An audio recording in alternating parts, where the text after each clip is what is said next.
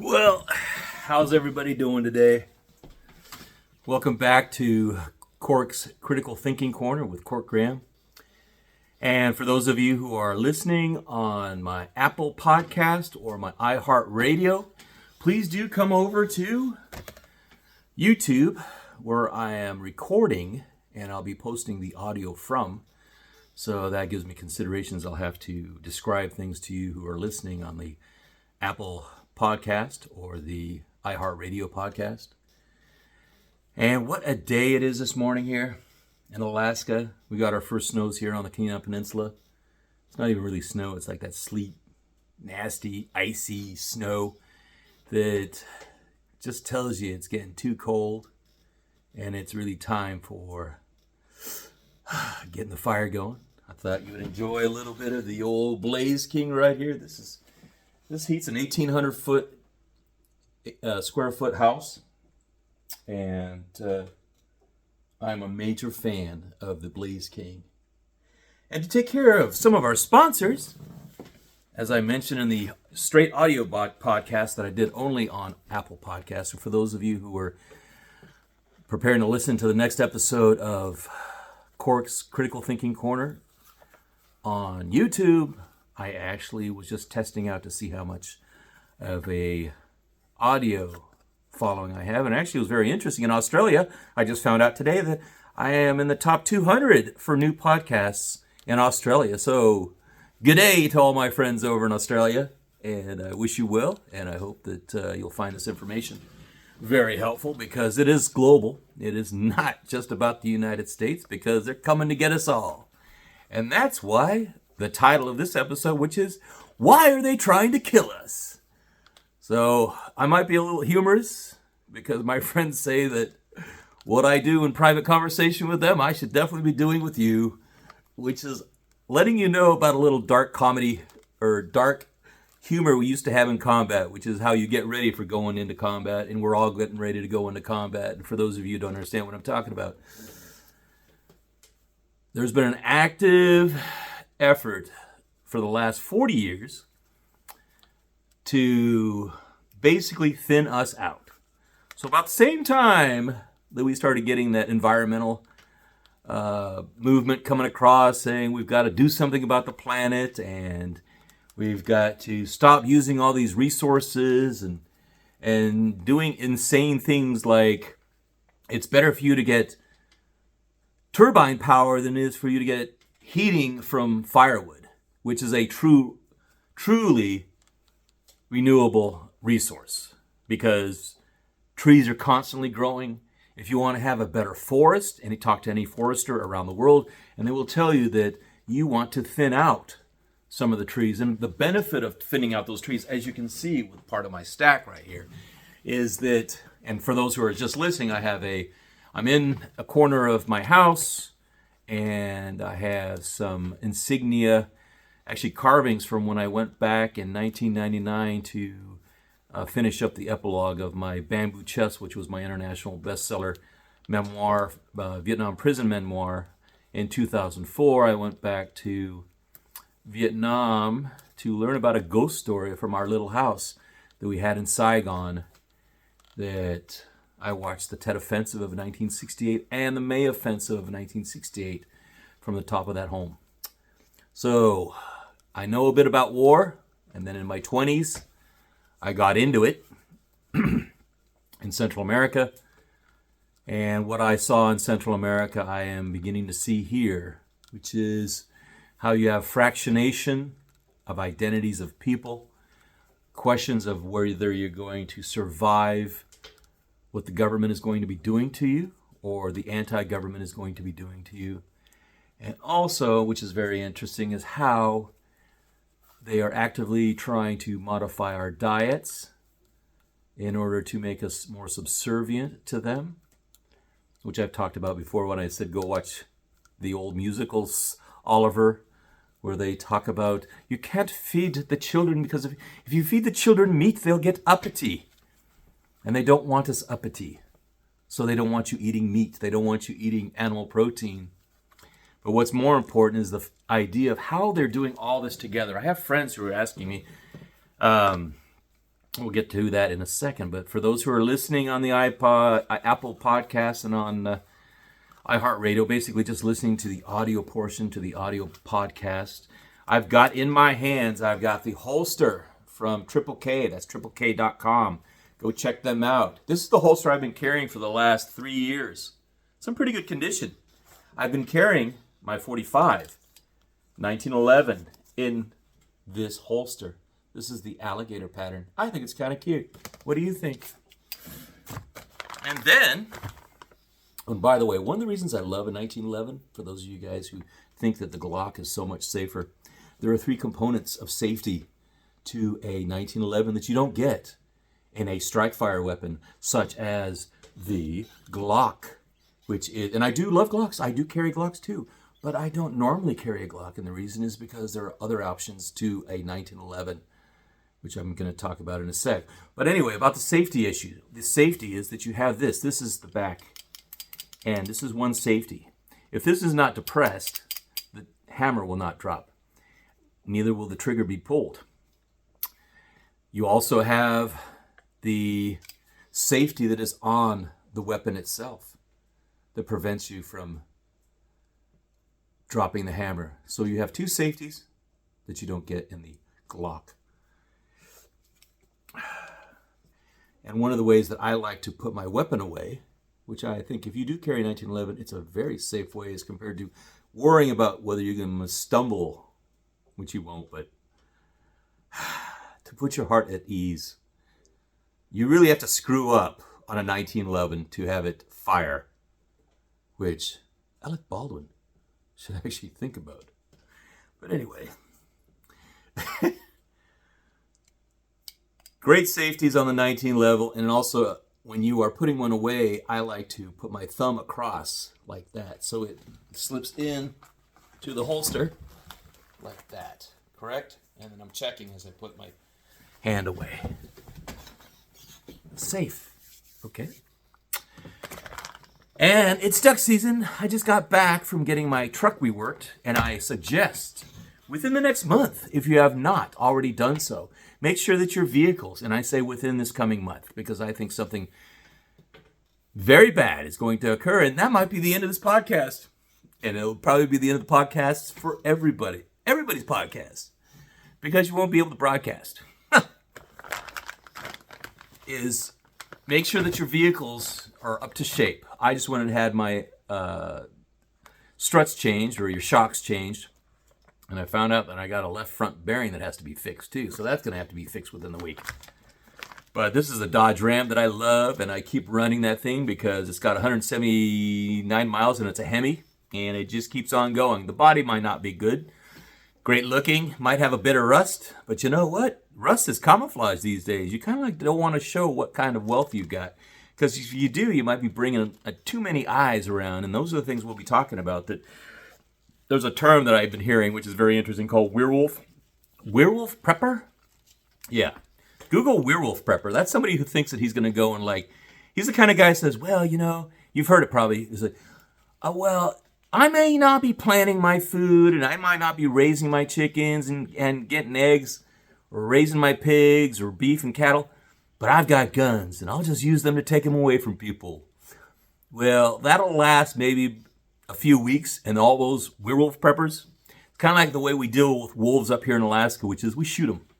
We shoot them because they kill the calves from the moose, and they kill moose. We eat moose. We need to eat moose. They will kill your livestock. And they don't stop until they wipe out an area. Then they move to another area, and then they do it again. With the idea that by the time they've come back to the area that they were in originally or previously, that the population of moose will come back. That not necessarily happens, as I recall from one of my favorite places to hunt elk back in Idaho, in the McCall-Payette area, which hasn't been doing so well. But anyway, or used to do really well and not like it used to. So I like to go get my ducks. And so here's another that I had talked about in the previous audio only.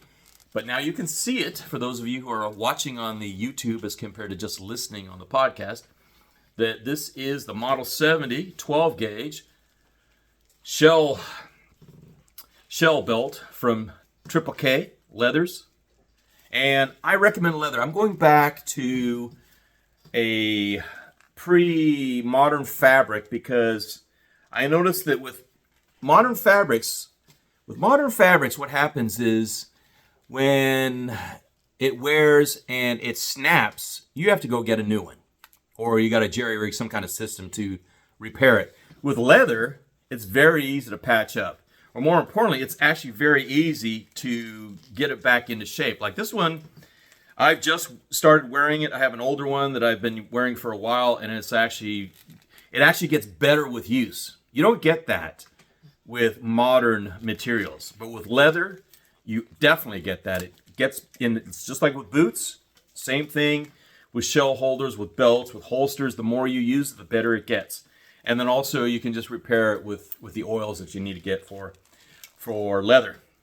So I've got this that I use, and then I just charge up my Model 1187 from Remington. I love this one because it also has the two banks right here for extra ammunition. So I can just reload and point. So those are my two shotguns, but it's hard to get one of those because Remington went out of business and they're not making that kind of line. We're seeing what the new Remington is, but they've got a different line. So I haven't really checked them out because I was getting really depressed with what happened with Remington when Freedom Corporation bought them and basically destroyed them. But here is you can always trust your Benelli Super Black Eagle, and this is the number 2. And it's treated me fine for, 12 years? Very nice shotgun. Plus I have the extendable chokes on here, which are really, really good. And these are Trulock chokes. I could go into an in-depth conversation about Trulock chokes and the idea of the Trulock. This is actually the Black Cloud. Can you see that? There it is. Black Cloud. The Black Cloud choke, which is designed for the Black Cloud ammunition from Federal, which, since we've been forced into using steel for waterfowl hunting, and now in California, if you're hunting in California, they forced you to.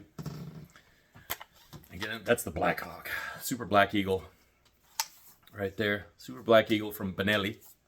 Benelli's got good guns. I'll talk about home defense in a future episode, and how I like the M4 Benelli. But again, back to the 1187. It's had years. It started off as the 1100. I originally had the 1100 when I was a teenager back in high school, and then I graduated when the 1187 came out. And it's nice to have a pattern on your shotgun. It doesn't have to be as fancy as this, but it's always nice to have a camouflage pattern if you're duck hunting. So I got back from dropping off the truck, had the truck worked on, and now it's almost like a new vehicle having those new shocks in there. And I gotta go get I gotta load more load, as you see, more wood. I like to always have 10 cord start of every winter. I don't use 10 cord. I use on average about 5 to 6 because of the Blaze King. If you have an efficient stove, ooh, isn't that nice? Look at that flame coming out. When it gets really hot and it's dark in the cold Alaska winter evening, and you just have the light of the explosions of all the gases from the wood, and it's blues and purples. It's kind of nice. Makes everything nice and happy. And we're going to have to be very happy as we get ready to fight commie zombies. Yes, commie zombies are coming. And let me tell you, they've already been breaching the wire. They've already got into D.C. They've already gotten into Paris. They've already gotten into London. They've already gotten into Melbourne, Sydney. And they're there. They're lurking. They're getting ready for their next movement. Their next attack is going to be taking away your ability to grow your own food. Is it going to be the ability to warm your own home? Is it going to be the ability to educate your own children? And it's all based on what they're trying to do. And I implore everybody to go read up. It's on Wikipedia. You can Google. It's the Georgia Guidestones. And I joke with my friends and says, please give me another conspiracy theory, because all the ones I've had, they just keep on becoming true. So, man, let me tell you, it's getting wild out there. And it's good to be in the country. And I implore you who are living in the urban areas that the worst place you could ever be with what's coming. And please, please, please stop saying this is going to be like the Great Depression. As I said, my father went through the Great Depression. My grandparents went through the Great Depression. I know all the stories about the Great Depression, and it's not going to be like it's going to be for us. Because there is something actually good about having nationalism in your country. Because when you have nationalism, no matter what it might be against another country, at least you have that unity within nationalism within your own country, that everybody will band together, realize we've got to get through this together, because if we don't, we're going to get annihilated. But right now you have such disenfranchisement, you have such separation between the people globally and also within a nation, that you're just going to have major chaos.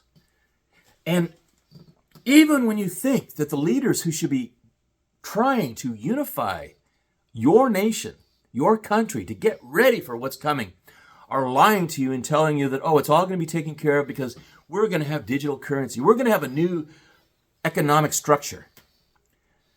But what people are not talking about, what is that economic structure all about? And what is the intention of that economic structure? In a later episode, I'm going to tell you about the globalism and how I was introduced into it as a child and how I watched it actually start off as something that was good.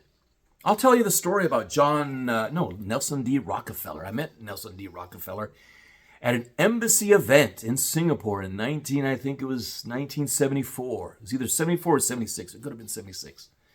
But Nelson Rockefeller came to Singapore, and I always found it curious. So what was his story about? Why was he always known as the person who was always going off to these other countries and helping these people? But you had to study and understand the family history at that point, which is that Nelson Rockefeller's son ended up as a little tidbit in New Guinea. Why? Because his son was in a plane that crashed, and they encountered, or actually the tribe that they encountered them, and basically invited them to dinner as the main course. Check it out. It's not something I'm making up. Just type in Nelson Rockefeller and his son and New Guinea and cannibals, and it'll pop right up. So these are stories I had heard, meeting Rockefeller when I was a kid, other people I've met. Interesting. And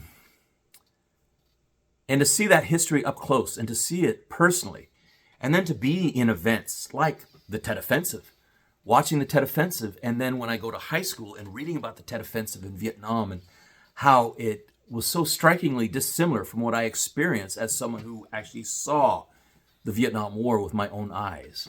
Or to see what it was like to live in foreign countries like Singapore and travel to places before they became what we used to call, when it happened, was MTV'd. Because that's when it changed. Culture in the world changed when you had direct broadcasting of MTV, of all things, into the homes of everyone around the world. It brought English, and not only English, it brought American English, and it mostly brought California English into the homes of people around the world. It brought style and all these other components of Western fashion. For instance, that's the reason you were beginning to lose the culture of Korea. Like you go to Korea right now, and it's just MTV'd in Korea.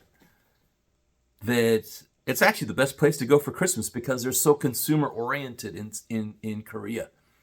And sadly, they've lost parts of their culture that relate to generational thinking in how you take care of your family in the manner that it used to be thought of before.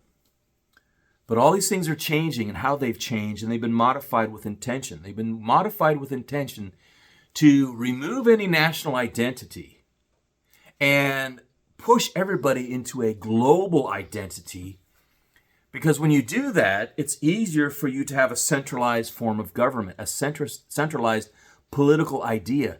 And then even worse is to have a centralized political and cultural identity. Think about that. You wipe out anything that makes us special within all our different countries, that makes us even far beyond language. Because you can always modify language. Language changes in every country. Changed in America, changed in the UK, it changed in Russia, it changed in Malaysia, it changed in Singapore in terms of how people communicate. Even within the language of their language, if it's foreign and it's not an English-based language or a Romance-based language. And what they've been doing is they've been trying to basically turn us into a monoculture with the idea of central control.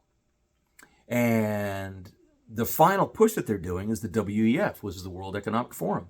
Because remember, true power over any nation and true power over people is through your finances. When you base your identity and your longevity on an economic structure. That economic structure in this present day and form is based on fiat currency, taken away from gold. Now, there are a lot of people who are talking about gold and how that's going to be the cure-all. But in a later episode, I'm going to be talking about the old saying, which is goods and services. Remember that. Goods and services. That could be gold as goods. But services are going to be more important. What can you do for me that I don't know? You'll also find out that people will change. Over the last 60 years, we've had more and more people become specialists in whatever field they are. So you go to one guy and he's a financial advisor. You go to another and he's a specific banker. You go to another and he's a welder. You go to another and he's a farrier. You go to another and he is a shoemaker. You go to another and she is a CEO of a company. And she started and went through this whole process of getting to becoming a leader of a corporation. Your corporations are going to fold. Whatever corporations are going to still be around are going to be based in urban areas. And the corporations are going to be based around control of more people than it's really going to be towards providing services. You see that occurring right now. You see that occurring right now with the self-licking ice cream cone. I used to just think that the self-licking ice cream cone was the demon from the past that Eisenhower always talked about, which was the military-industrial complex. But there's something much, much worse than that, and that is the food and pharmaceutical. That is the beast that has come about. Because that monster ice cream cone is making you sick with the food that you're eating, that they're making profit off of, because you think it's cheap. But remember what they say, nothing's free in the world. That's an old saying. He forgot to say that, but now maybe that's going to be in vogue again. Like my dad used to say, there's nothing free, son. There's nothing free. Well, when you eat the kind of food that they've been processing and shipping to you and trying to sell you at a cheap price, now it's not as cheap as it used to be because they've been attacking food production and food supply and hitting it all at the same time. At the same time, they're trying to get you off using fuel so that you have the independence of a vehicle or the independence of being able to heat your house with a reasonably priced fuel source, unless you live in the country. If you live in the country, like we do, we live with 95% wood heating. There will always be trees here. If there are no trees in this part of Alaska, there will be no life on this side of the earth. Something to think about as we get ready to go to war. And mark my words, we are going to war. This is the way we go. First the economy goes, and I mean it really goes. And it's not by accident, it's by plan. They are destroying the economy. They're doing it globally. As a child, I saw the economy, the world economy become this amazing thing that was amazing because it was never seen before. And the way things are going with what I'm projecting is this isn't going to be, like I say, it's not going to be a Great Depression. This is going to be, see, when they had the Great Depression, people got together, they advanced on the technologies, they improved on the civilization, and they got to the next level. In this situation, there won't be a civilization in order to build upon. I mean, Man, it's like Mad Max. Isn't that wild? It's like all these movies, these horror flicks we used to watch, these science fiction, real bummer movies from the 80s are now being turned into reality. Like I said, every conspiracy theory, like, contrails. I was never into contrails until I saw the effects of a contrail pattern being laid up in the air. And by the way, I'm a commercial pilot. I know how planes fly. I know what kind of contrails they leave. They're the normal natural contrails, and they're at a certain altitude. Then there are the other contrails that as they come down, the weather changes within an hour from a bright sunny day to a horrible storm at sea with flat calm seas becoming 5-foot swells, and you get a headache because of the materials they've been shooting out of the sky, out of their planes. And as you get above and look down on the from a high vantage point, you see a yellow layer just above the water after this has all occurred. That's where we're at. And if you don't think that it's real, I highly suggest you check out the other channel, and specifically just Google over on or search on YouTube for the movie. It's a long one, but it's worth watching. And even if you got to skip through The Dimming, because I've talked about before what Bill Gates has been doing, paying for these programs. And that's what's so scary. You have a bunch of stupid idiots with all this money and think they're so smart that they're playing these games. Like here in Alaska, I'm kind of getting impressed right now because we're already getting the winter. I told you we got snow coming, and we didn't even get a real summer. That and the manner in which it had occurred has just been so bizarre and so unnatural that people say, oh, well, we had it like 10 years ago like that. No, you didn't. Not like that. It's not been like that in the last 2 years. In the last 2 years, which is when we started seeing some ramping up. And I think one of the reasons we're seeing more of it up in Alaska is because it's remote enough. If you got to test something and you don't want too many people to see, where would you do it? Would you do it over California, LA, or would you do it up in Alaska where there's hardly anybody around to actually see the contrails? Because by the time the contrails lay down and do the effect that they have. And if you when you watch the movie, The Dimming, you'll see that this science has been going on for, God, now it's more than a century.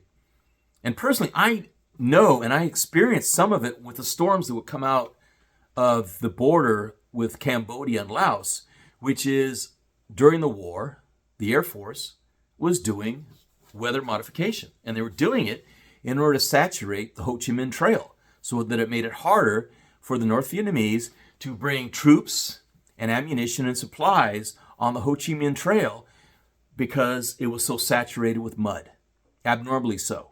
Okay? So this is old news. But now, instead of being used in a war against communism in a foreign country, it's now being used against Americans, and it's being used around the world.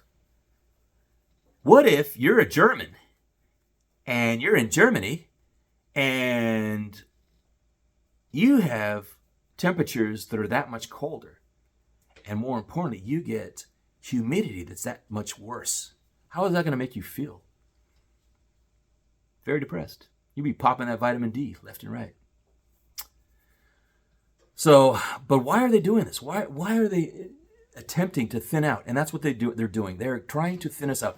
Look at everything that's happening. People are asking, why is the President of the United States doing this? Why doesn't he do his job? And I repeatedly am telling you, he is doing his job. He's doing the job that his puppet masters have put him into, which is to create chaos and demoralization. This is actually a long step. How do you demoralize a people? Well, in 1910, you first get Americans vested in fighting in World War I. So then we get blood vestment in an area, in a continent that our founding fathers had actually created the U.S. Constitution to prevent us from becoming like the continent from which we came. Not getting involved in all these crazy, stupid wars that they had all over Europe at that time. The whole idea was to not get involved in those. So what happens? We first of all get the Federal Reserve, we get taxation, and we get World War I. They all happen quickly. And then we get more taxation, and we get ready for World War II. Now, the two first wars are to build pride and centralization of power and leadership under the new empire that was being created at that time, which was under the United States. They first tried to do it with the League of Nations. That didn't work out too well and it didn't but it didn't prevent World War II from happening. Then World War II went around, and everybody's pumped up because having won World War II, we now became the host for the United Nations in New York. So then we could say through that we would be helping. But this is the trade between helping and letting all our salespeople and manufacturers and industrialists come to your country to sell you our goods. And I'll be talking about that one. Will probably be controversy, which is I don't say buy American, I say sell American. Because that's the way it was when my dad was the director for Kohler International, from Hawaii to Iran to Australia, New Zealand, up to Korea, South Korea, Taiwan. That was my father's area of control as the director for Kohler International, Asia Pacific Rim, and it was based in Singapore. And it started in 1972 as an extra bedroom in our home as his office to, by the time we left in 77, it was a floor on Orchard Road in Singapore. That was Kohler. Well, the difference back then was American companies, American owned, going overseas, selling American-made products. What is it now? American name of an American company, that used to be an American-owned company, owned by globalists around the world, have no loyalty to the United States, have no loyalty to the welfare of the West,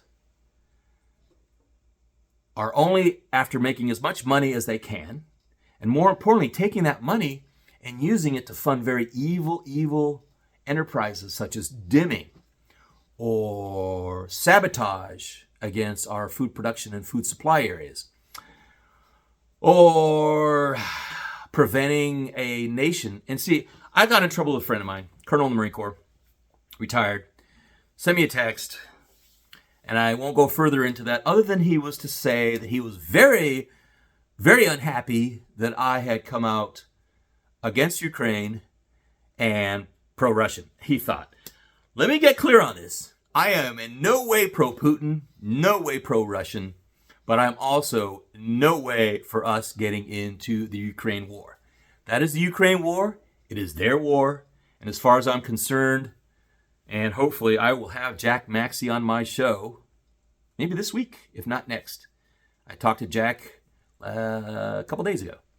And we'll talk about Hunter Biden's laptop. And I'm going to ask Jack what he thinks about the Ukraine war and why the Ukraine war is being fought. And I'll share with you why I think it's being fought in this manner, and in the manner that's where we're sending so much money over there, which basically we're looking at as a money laundering scheme.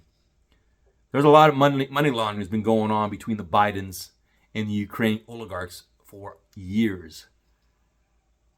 And if you've seen the laptop, which I've seen it, oh my God, I put myself on a hit list.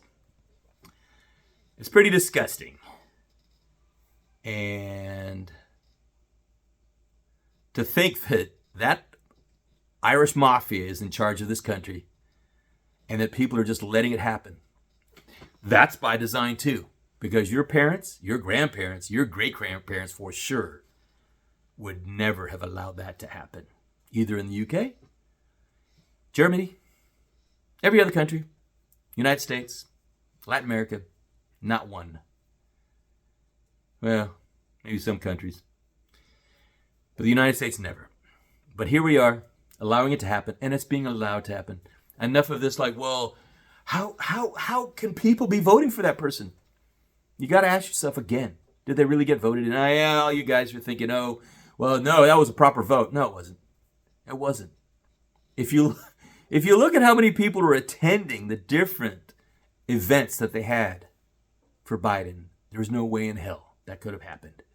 No way in hell. And also discuss and the idea that Americans are fed up of bankrolling all these really screwed up wars that are designed since, now think about this, since World War II, every war, including Korea, that was a tie, but every war that we've been gotten into has by design put us in there in order to spend our money, wipe out our alpha males, and spill our blood. Haven't thinned out too much of ours. I mean, when people say, oh, we saw how many Americans were killed in Vietnam, compare that to how many Vietnamese were killed. So that's one way to thin out a population in the world, but it's getting more and more because they're realizing that we actually procreate and proliferate quicker than they've been able to thin us out. And this idea about having a 50 million human population on this planet as like the ideal balance, whoever came up with that idea, it's all these statisticians that come up with these ideas, and most of them, and this is one of the issues I think has been a major problem in this world, is that we become so institutionalized that we think that those, because they have a beard, oh yeah, I'm growing my beard out, and next I'll wear a tie, and then I'll wear a suit. And then by doing that, you'll actually respect me more, because my name is Jordan Peterson. And I'm here to tell you that even though I'm a manic depressive bipolar, I can help you. And that's why I say, people, physician help thyself. Physician help thyself. Because that's where we've gotten. We've gotten to a point right now that nobody wants to help themselves. They want everybody else to do it for them. And those are the people living in urban areas. And quickly, those who are living in urban areas are going to realize that those services that used to come, they weren't free, they weren't cheap, and more importantly, they're very heavy and very hard to support. And that your parents and grandparents, depending on how old you are, your parents and grandparents did not have that lifestyle. That farmers markets were actually the norm, and that farmers markets were people who lived in the country, did farming, and they brought them into towns. And more they brought them into towns as they brought them into cities, because transporting into cities is very, very expensive. And that was in the days of trains, when trains actually were running all across the country. Think of what's happened in the United States. I mean, Europe's still got a train system that's working pretty well, but it's pretty advanced and has to be upkept. So what about here in the United States, where we change from the rail systems that were around the country to the, quote, American Autobahn, and the highway system that was created because Eisenhower was so impressed with the Autobahn that he had seen when he was in Germany in World War II. That's why we have the highway. What's going to happen when you can't keep on repairing those highways and you can't reach out? More importantly, the cities go first because they don't have the funding that the feds have. Because the feds can print money. Your local city transportation department can't. So what's going to happen first? First, the cities are going to fail in terms of your road system. So what you think are potholes now are going to turn into manholes quickly. And it's about infrastructure. And as I've said before, and I said it in the previous podcast, when this collapses, it's not going to be, oh, well, we go down and then China's going to win, or Russia's going to win. Nobody's going to win in this. And that's why I'm saying it's a civilization buster. Because if you're paying attention to what's happening in China and you're paying attention to what's happening in Russia, you realize that Russia is doing a last-ditch effort, trying to stabilize because they don't want to be part of the New World Order. And I think that's why you hear people who do agree with Putin and want, let's say it might be confused to be pro-Putin, is that he is anti-New World Order. He's anti-WEF. Okay?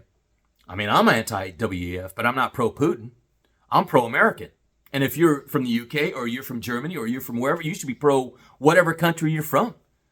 You should be protecting your country. You should be unifying with those of your nation and those who are your allies. Instead of what's being happening right now is that they've been dividing us and constantly doing it from a large global level through a nation level, even down into the family level. That's been the attack that they've been orchestrating for decades now. And it changed because, as I was talking about previously with not Rockefeller, where he tried to bring good things to the world, even to this point right now, because I despise the Rockefellers. But my mother loves the Rockefellers. Why? Because he brought money to Ecuador. Brought money because of the poverty that was in Ecuador. But at the same time, did we forget that the Rockefellers are in oil? And there is a lot of oil in Ecuador. And the worst part about that right now is the Chinese are getting it. Because remember about American companies owned by globalists instead of American companies owned by Americans? Yeah, that's what happens.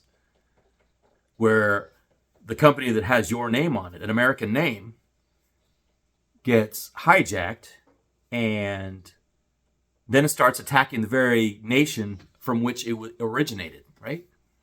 But that's what's been happening. That's been happening for the last 30 years. I mean, shoot, Bank of America. I pulled out my accounts out of Bank of America, 30 years ago because of what I learned about Bank of America. Shoot, the founder of Bank of America in San Francisco will be appalled about what happened to the bank that he created. This is the bank that he helped rebuild San Francisco after the fire, right? That's not the identity of Bank of America right now. Bank of America right now is just like all the other globalist bankers. That's the difference between the small bankers and the big bankers. The globalist bankers are in it for control and global control. And that's the point of having to be, and the ones who are in charge of those banks.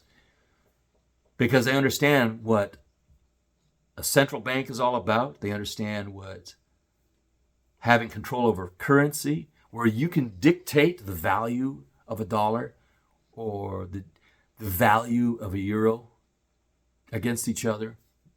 And that's what happens every year, right?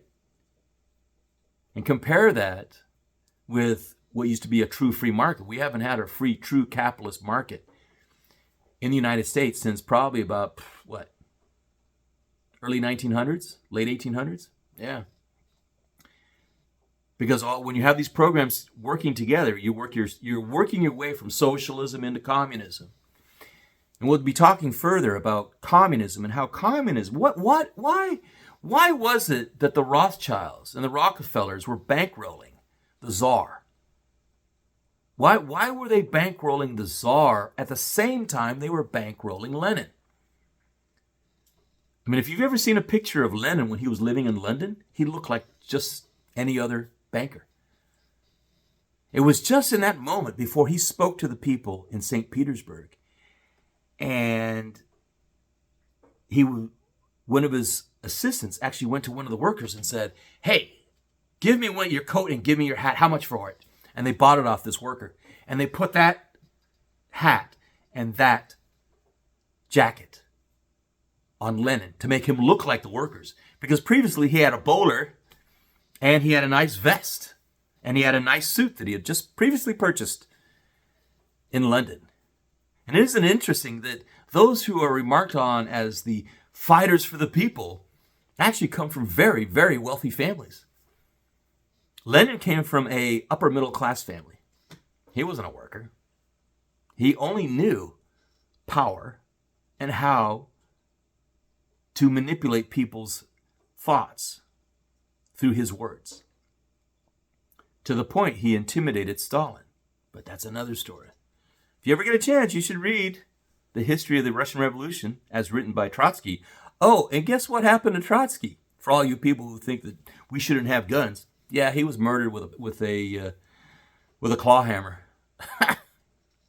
Yeah, by a NKVD at that time, the NKVD agent who was sent by Stalin to kill him in Mexico City. Yeah, someone who was a true believer in the revolutionary movement ends up suffering from that movement. So why are they trying to kill us? So these people, again, going back to that 50 million, and it's go look at the Georgia Guidestones. Go look at the other stuff that's in the Georgia Guidestones. I'm really curious as to whoever tried to blow it up. It was a pretty amateur move, by the way, because if you really wanted to blow it up, there's a really good way to just totally demolish it. But that person did not do that. So who did do that? But that 50 million human population on the earth, and why that's going, and the idea that we now have people who have the wherewithal, the financial ability, and have been actively doing it. And they've been doing it through a variety of ways. One's chaos. We've seen that for the last 5 years, heavily, in our cities.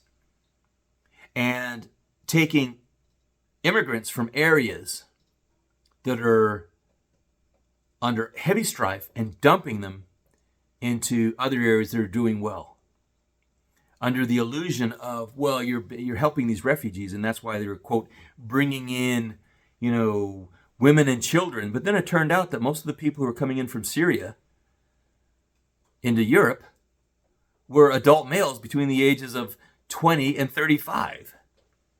And then they end up being the people who are raping women in Stockholm. Norway took care of that quickly. So did Finland.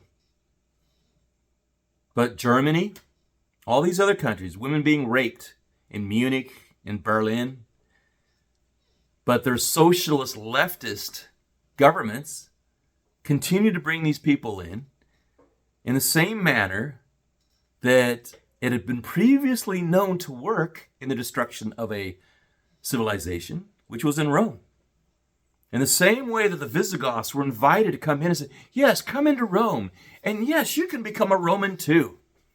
And then soon after that, during the final fall of Rome, you saw these same Visigoths yanking down the statues in Rome from their benefactors. So when I see people pulling down statues in the United States and in Europe, and especially if they're, quote, refugees, more like operators, because you don't have to wear a uniform. Actually, now the uniform is basically whatever civilian clothing they happen to be wearing when they come off the boat to try and attack the country that's they're trying to be a benefactor to them. And it's by design.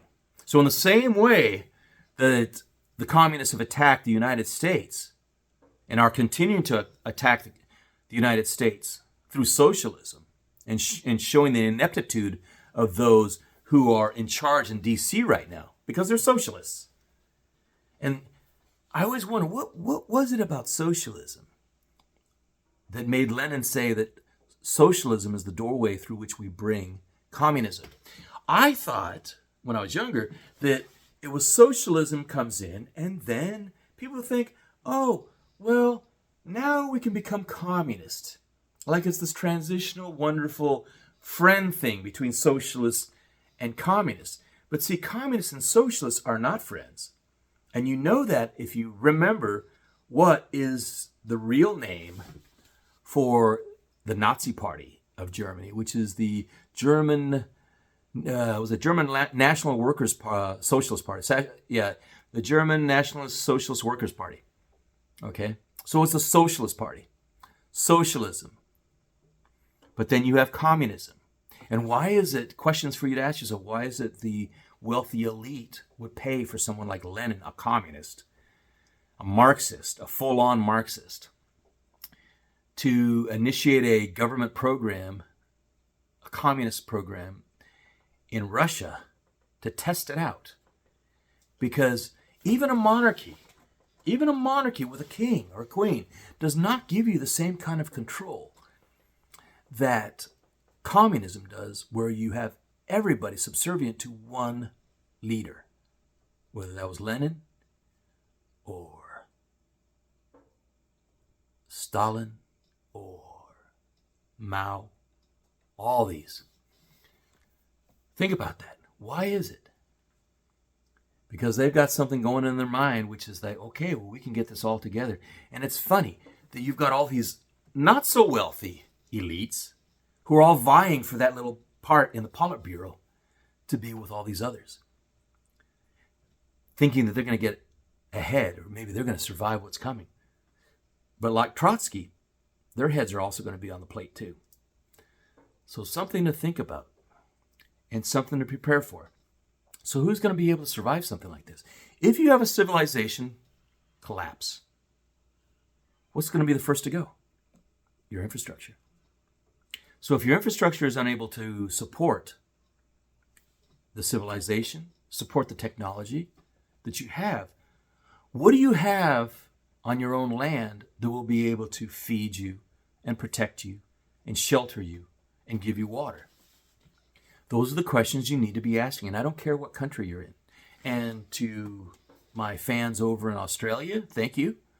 I hope you keep on listening to me over on the Apple Podcast, and hopefully you'll come on over to my YouTube channel, and please do comment. So I'm going to broadcast this episode on all my channels. I have 3 channels. For those of you who remember me from Treasure Quest Snake Island when I was going after the reality TV industry, trying to show you that that's just the tip of the iceberg with media, and how the media is being used to dumb you down and prepare you to be the freaking sheeple that these wolves are going to prey on over the next 20 years. That channel, and I'm broadcasting, since I'm using this same episode to broadcast on that channel and the second channel. So the other two channels are Treasure Quest Snake Island, the real story. So those of you who are watching this, listening to this on Treasure Quest Snake Island, the real story. And also my other channel, which is actually more prepper-oriented, homesteading, which is 5 Acres and a Moose. And I'll be doing more stuff on there, you know, about my commercial pilot flying and bush flying and all this kind of stuff. But also here, I'll do some broadcasts when I'm in the air.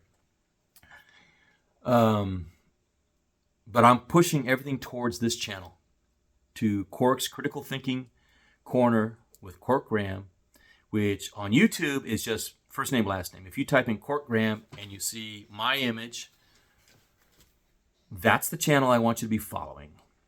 And if you haven't already right now, please like and subscribe right below. And please comment. Are there any questions that I can answer for you? Are there any questions that you have about what's happening in the world right now? Are there any questions that are happening on how you can prepare? Are there any questions on how to deal with those who aren't prepared to make the adventure with you? Because I'm going to be talking about that one. I mean, how do you talk to baby boomers about this? How can you talk to baby boomers who basically they were raised with the most wealth of this whole prior global experience of wealth and success and just amazing opportunities in terms of what you could experience and what you could do and where you could go? They're not going to be available anymore because the infrastructure is failing. There will be, you know, the extremely wealthy elite who will still be able to fly around in their jets. And, you know, hey, there are people like me, commercial pilots, who will be flying those jets. We can have a conversation about why at this time of my life, I've gone through all that training in order to become a commercial pilot and get the licensing, etc., etc., etc. Because I saw what was coming. And I'm telling you, there's going to be some very interesting modifications to aviation in the world, which will be flying between net jets and then the rotorcraft guy on Mad Max. Like, you need something delivered? Get it in my plane and we'll go. There won't be any Part 135. There won't be any Part, 91. It'll all be 91. Everybody's like, I'll take it, put it in my plane, give me the money for gas, and we go. Because that's what's going to go to.